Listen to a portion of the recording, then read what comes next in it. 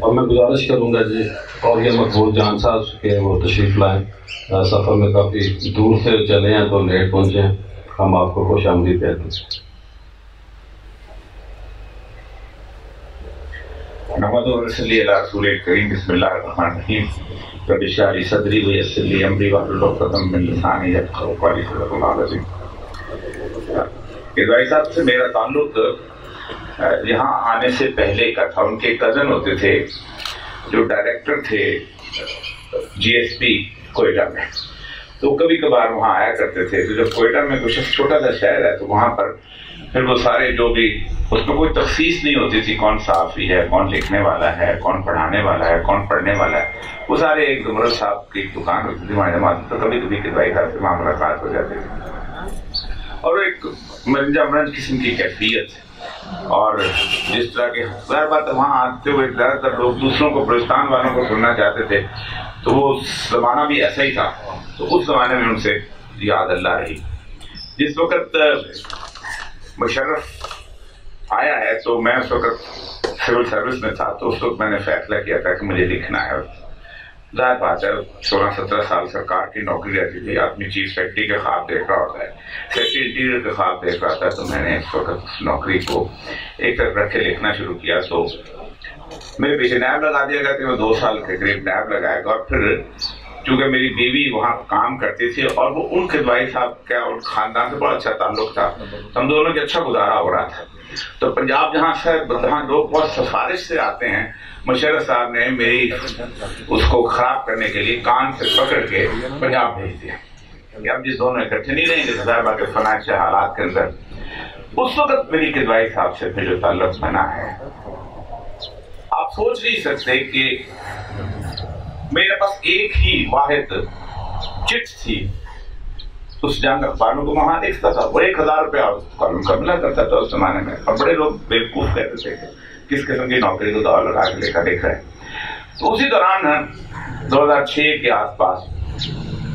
ہوا یہ تھا کہ لوگوں کو اندازہ ہو گیا تھا کہ شاید مشرف اب کہیں نہ جائے گا، تو میرے کالم جو ہیں وہ آہستہ آہستہ ان کو چھاپنا بند کر دیا گیا۔ میں نے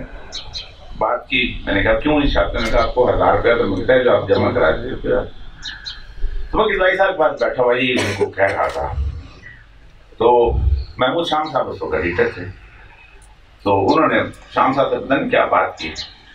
تو انہوں نے کہا بھائی تم میرے ساتھ چلو، تو مجھے سرفراز شاہ صاحب کے پاس لے گیا۔ سرفراز شاہ صاحب کا بڑا زبردست تعلق تھا، کمال کا تعلق تھا، لیکن جی بگی شاہ صاحب کہتے ہو تم کیونکہ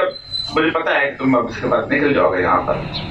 کیونکہ لگتا یہی ہے کہ لوگوں کو اندازہ ہو گیا کہ مشرف شاید اب دائمی ہو چکا تھا یہاں۔ تو پھر شاہ صاحب کے پاس گئے تو شاہ صاحب سے میرا تعارف شاہ صاحب کے ساتھ کدوائی صاحب نے کروایا، اور سرفراز شاہ صاحب جس طرح کدوائی صاحب کی عزت کیا کرتے تھے، جس طرح ان کا احترام کیا کرتے تھے،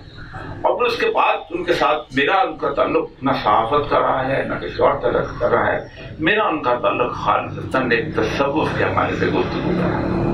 وہ بہت کم لوگ جانتے ہیں کہ وہ اس سمندر کے جتنے بڑے تیراک تھے، میں نے بہت کم لوگوں کو دیکھا، اور وہ اس زمانے میں کہ جب آپ اس طرح کی صورتحال میں ہوں، اور وہی کیفیت اس زمانے میں مجھے انہوں نے اپنے طور پہ سوچا اور کہا کہ تم کہیں باہر جا سکتے ہو۔ میں نے کہا میں نوکری کر کے کہاں جا سکتا ہوں؟ تو میں نے ECO کی ایک ایگزام پاس کیا تھا، 10 ملکوں کا آرگنائزیشن تھی، اور وہ اس میں امتحان پاس کیا، پاس کر کے میں پھر ایران چلا گیا، جہاں مجھے پھر کان سے پکڑ کے مشرف صاحب نے رپورٹ کر کے وہاں پاکستان بلایا۔ اس زمانے میں بھی میں آپ کو سچی بات بتاؤں، لکھنے والی برادری میں میری تسلی کے لیے صرف ایک شخص تھا، اور وہ بھائی صاحب۔ اسی لیے آج جب انہوں نے مجھے کہا ہے تو میں سچی بات یہ ہے کہ دوڑا ہوا ہے، کیونکہ زندگی میں تماشا دیکھنے والے بہت ہوتے ہیں، تسلی دینے والے بہت کم ہوتے ہیں، ٹھارس بنانے والے بہت کم ہوتے ہیں، بڑے لوگ۔